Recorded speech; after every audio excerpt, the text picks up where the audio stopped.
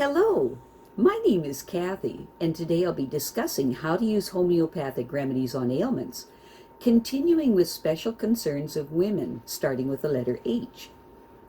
But before I do this, I wanted to let you know that because I have a great many videos now on many different topics, that I've decided to make several different video playlists so that it's easier to find the videos of greatest interest. So please check out my playlist page. Please refer to my How to Use Homeopathic Remedies video before using the material in this video. I'll be discussing how to use homeopathic remedies on specific ailments, but I've broken these ailments into categories for easier reference. I'll begin with ailments of the mind and emotions. Then I'll move on to ailments of the brain and nervous system. Then I'll address issues with your skin, nails, hair, eyes, ears, nose, teeth, gums, lungs, respiration, heart, blood circulation, muscles, bones, joints, esophagus, stomach, duodenum, small and large intestine, liver, gallbladder, pancreas, kidney, bladder. Then ailments specific to women and then specific to men. Then issues of the hormones and the metabolism, and after that I'll address the issues of homeopathic remedies on infections, infestations, and the immune system. Then issues surrounding fertility, pregnancy, childbirth, postnatal problems, special problems in infants, ailments and diseases in childhood, and special issues of adolescence. And finally, special issues of the elderly. Constitutional treatment involves treating the totality of the individual person. Everyone is a unique individual with a unique physiology that responds to substances differently. In homeopathy, it's recognized that people will react strongly to certain remedies, and as a result of this, they can be loosely placed into different categories called constitutional types. Homeopaths talk of, for example, phosphoric types. These are people who react strongly to phosphorus, or arsenicum album types, those who react strongly to arsenicum album. The belief is that people of one type share similarities in terms of body shape, character, and personality, and the sorts of diseases from which they suffer. As an example, natrum beer people tend to be pear-shaped, have a dark complexion, be fastidious and rigid in personality, and keep themselves to themselves. They also crave salt and suffer from constipation. As another example, lycopodium types tend to be tall, gangly, and of a stooped appearance, with an anxious expression and a craving for sweets and a propensity to produce intestinal gas. Now, of course, constitutional types have their limitations. In reality, each person is an individual, and so there are as many constitutional types as there are human beings. An account must be taken of the sum total of the person's inherent predispositions, past illnesses, diet, general reactions to the environment, intellectual and emotional features, and general attitude towards life. This is what's meant by constitutional treatment. I'll be making detailed videos of the various constitutional types after I've completed the use of homeopathic remedies on ailments. The ideas, procedures, and suggestions in this video and all my homeopathic videos are not intended as a substitute for the medical advice of a trained health professional. Consult your physician before adopting the suggestions in this video. If you're pregnant, do not attempt these techniques without the approval of your physician. So, let us continue with learning how homeopathic treatments can help with special concerns of women, starting with the letter H. Between puberty and menopause, a span of approximately 35 years, a woman ovulates about 400 times, normally at intervals of 28 days. If an egg is fertilized, pregnancy follows. If not, menstruation occurs as the vascular lining of the womb is shed. This cycle of fertility is maintained by 3 hormone-producing glands, the hypothalamus, pituitary, and ovaries. The ovaries produce 2 hormones, estrogen and progesterone, in response to 2 hormones produced by the pituitary, which are follicle-stimulating hormone, or FSH for short, and luteinizing hormone, LH for short. Estrogen levels respond to FSH levels, rise dramatically in the 12 days leading up to ovulation, and are at their lowest during menstruation. Levels of progesterone secreted in response to LH are highest after ovulation, preparing the lining of the uterus, or the endometrium, for implantation of the egg. Menstrual bleeding begins approximately 2 days after estrogen and progesterone secretions reach their lowest level. About 1.5 ounces of blood are then lost over 3 to 7 days. The uterus or womb is a thick-walled, pear-shaped organ about 3 inches long, with a narrow neck or cervix at its lower end. The mouth of the cervix juts into the top of the vagina. Opening into the bulbous upper end of the uterus are 2 tubes about 4 inches long, called the fallopian tubes. The fallopian tubes are lined with tiny waving hairs that transport eggs from the ovaries to the uterus.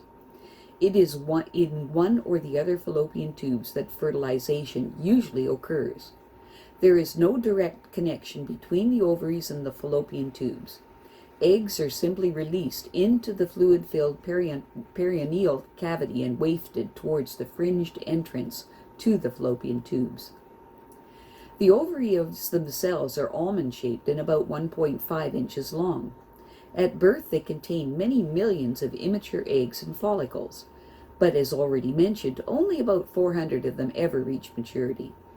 Although several eggs may begin to mature each month under the influence of FSH, however, usually only one egg totally matures.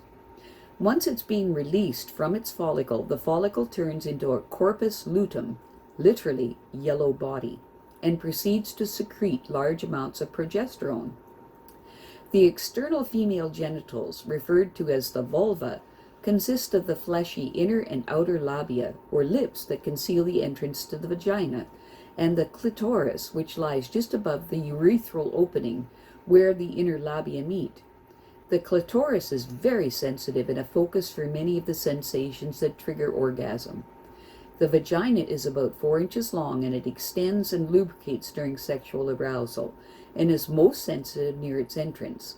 It is protected from infection by populations of acid-producing bacteria. Breast development is one of the first signs of puberty in women. The breasts move with the pectoral muscles underneath, and their hang is greatly influenced by posture and the tone of the muscles that brace the shoulders back. Embedded in the fatty tissues of each breast are 15 to 20 clusters of milk-producing glands, whose ducts converge on the nipple. The pigmented area around the nipple, called the areola, contains glands that keep the nipple supple. Hormone imbalances. Hypothalamus, pituitary, and ovaries carry out a delicate balancing act in order to maintain fertility, nourish new life, and ensure the body chemistry is biased towards femaleness. If this balance is upset, ovulation and periods are the first processes to go awry. The function of the hypothalamus can be disturbed by severe illness, by drastic weight changes, by stress and very strong emotions, and by coming off the pill. These in turn affect the function of the pituitary. Although the most common cause of pituitary malfunction is a tumor, underproduction of FSH, or follicle-stimulating hormone, or LH, luteinizing hormone, by the pituitary can affect estrogen and progesterone producing activities of the ovaries. Although ovarian cysts and cancer of the ovary can have similar effects, low estrogen levels means that testosterone production by the adrenal glands exerts a greater influence, perhaps resulting in spotty skin, more facial and body hair, a deeper voice, and weight gain. If you have any of these symptoms and also have period problems or are approaching menopause, see your doctor. Homeopathic treatment is constitutional. Hysterectomy. A hysterectomy is the surgical removal of the uterus and cervix, and sometimes the fallopian tubes and ovaries as well, through a horizontal incision in the lower abdomen or through the vagina. Convalescence can take up to 2 months, depending on age and general state of health. After the operation, some women experience temporary depression associated with an imagined loss of femininity. Once the vaginal and lower abdominal scars have healed, intercourse can be resumed. Sexual enjoyment and ability to have an orgasm are not usually impaired. Unfortunately for cancer of the uterus or cancer of the ovaries, or for fibroids, that occupy space equivalent to that occupied by a 12-week-old fetus, and in cases where there is great pain and persistent bleeding, a hysterectomy is the only effective treatment. In all other cases, a hysterectomy should be a last resort. Homeopathic remedies below alleviate post-operative pain and promote healing. Specific remedies to be taken after the operation. Immediately after the operation, as soon as the anesthetic wears off, Arnica 30C hourly for up to 3 doses, then every 12 hours for up to 5 days. If healing is slow or there are complications, use Staphisagria 6C every 4 hours for up to 5 days.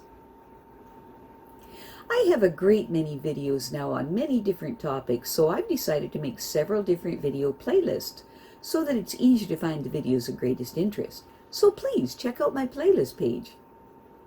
Well, that's it for now. To stay up to date with my latest videos, make sure to subscribe to this free YouTube channel by clicking the red subscribe button right below this video. Take care.